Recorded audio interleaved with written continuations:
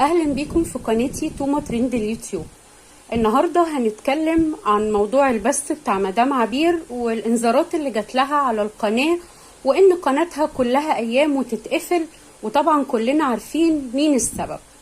من يوم ما دخلت اليوتيوب او من يوم ما عرفت مدام عبير وانا شايفه الانسانه دي في منتهى الذوق اللي في الحياه، يعني هاديه مؤدبه محترمه، منتهى الذوق. حتى لما بيدخل ناس يشتموا او يغلطوا او بيبقى كل ردها ان محدش يغلط في حد هنا، ان كل واحد منه لله، ودايما الكلمة اللي على لسانها حسبي الله ونعم الوكيل.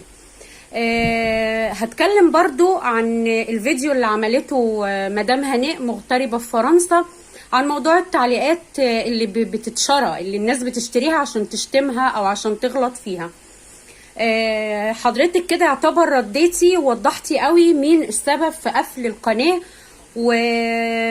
ومين اللي بيدخل بإيميلات فيك يشتم ويدعي على الناس، واللي بيثبت ده فويسات حضرتك اللي مالية الدنيا. خلينا الأول في مدام عبير. متهيألي إن ديننا بيقول ما جزاء الإحسان إلا الإحسان. ما يبقاش جزاء الست اللي فتحت لك بيتها ونمتي عندها في فرشتها واكلتي من عيشها وملحها واستضافتك في بيتها وتفسحتي وخرجتي ورحتي وجيتي وكانت مستقبلاكي احسن استقبال، ان يبقى جزائها ان قناتها تتقفل ومفيش حد عليه علامة استفهام او مش علامة استفهام، اصابع الاتهام مش موجهة غير لحد غير حضرتك، لان مفيش حد متضايق من مدام عبير وطلع سبها وسب عرضها وعرض بنتها وغلط فيها وطلع اللي ما او اللي مش موجود فيها غير حضرتك. فتفتكري ان الاذية وقطع الارزاق، او حتى لو ما كانتش مدام عبير بتسترزق من القناة دي لشخصها او هي مش محتاجاها، بس دي قناتها حاجة غالية عليها تعبت فيها، وكلنا عارفين يعني ايه تعب على قنوات وتصوير ومونتاج وحاجات كتيرة قوي، وبتتعبي وبتتفرمي على القناة لحد ما تتشاف وتتعرف. فمفيش حد موجهة ليه أصابع الاتهام غير حضرتك. حتى لو كانت القناة دي رزقها أو العائد المادي اللي بيجي منها مثلا مدام عبير فاتحة بيه ببان رزق الناس تانية، أيا كان قناتها وهي حرة فيها، إن شاء الله تكون عاملاها عشان تضيع فيها وقت. ليه الأذية؟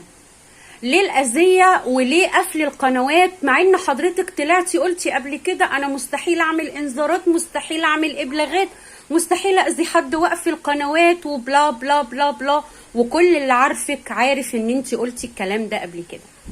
ليه الغل ده كله من ناحية مدام عبير؟ ايه الذنب اللي اقترفته عشان يحصل معاها كل ده؟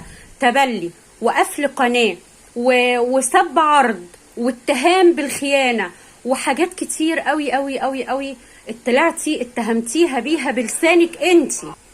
كل الاتهامات كانت بلسان حضرتك مش على لسان حد تاني.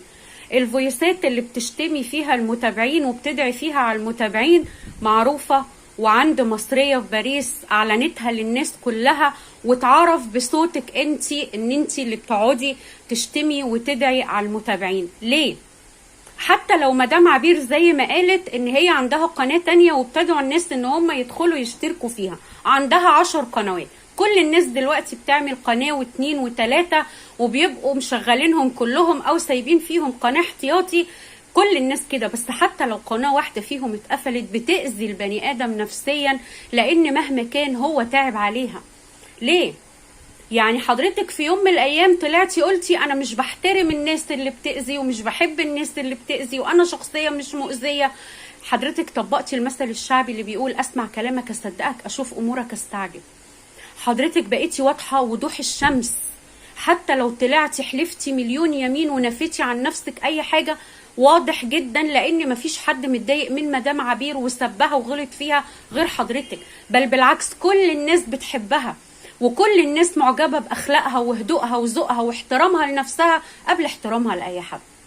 كل عناوين حضرتك مثيرة ان تخلي المتابع غصب عنه بتثير فضوله انه يدخل يشوف الفيديو بيتكلم عن ايه، وكل كلامك فيه تلقيح وفي رمي بالكلام، من اول فيديو البطيخة وفيديو البحيرة وكذا فيديو، وموضوع الفنكوش وغيره وغيره وغيره.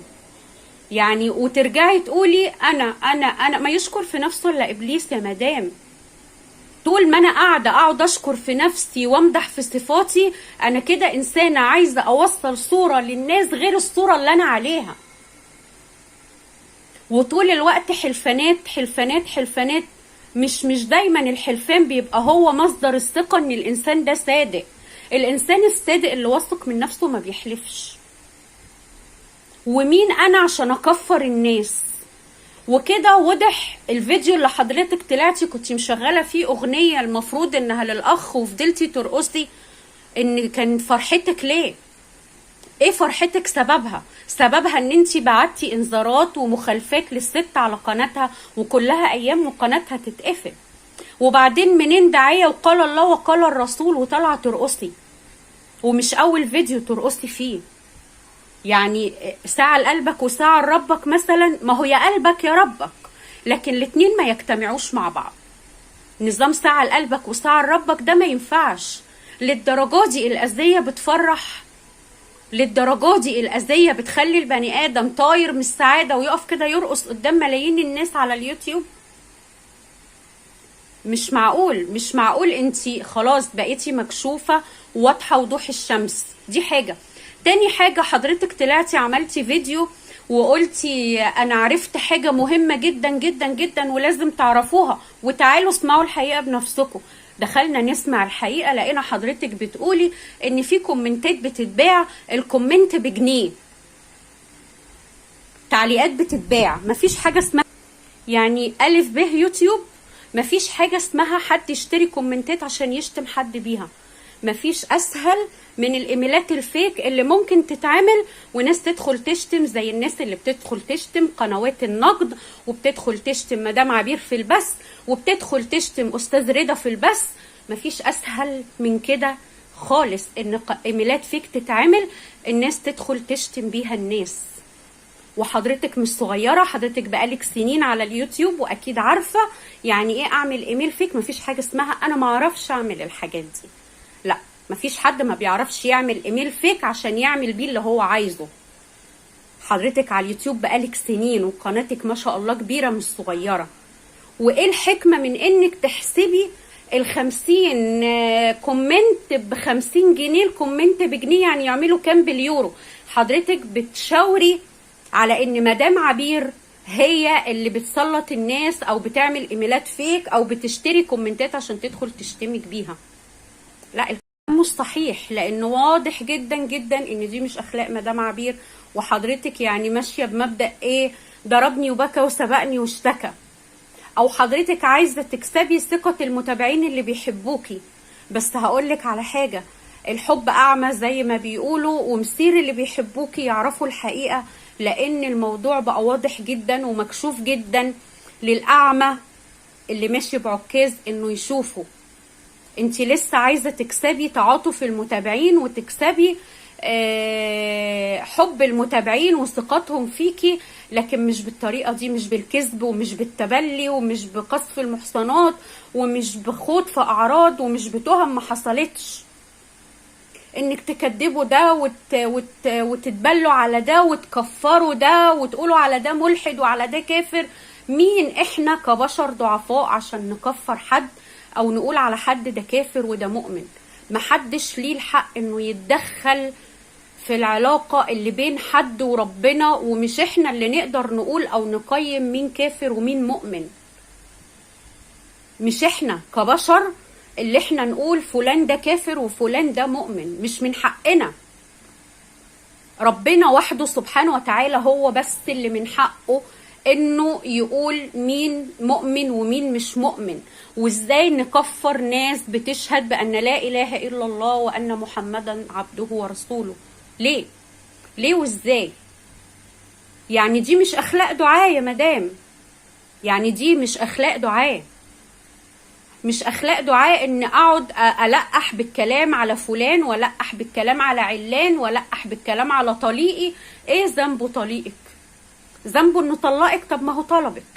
ذنبه انه دافع على ست اتخاط في شرفها وعرضها. طب ما هو اتهم فيها فلازم يدافع عن نفسه وعنها. يعني ده امر بديهي وامر طبيعي انه يدافع عن نفسه وعنها، لان هو اتهم فيها.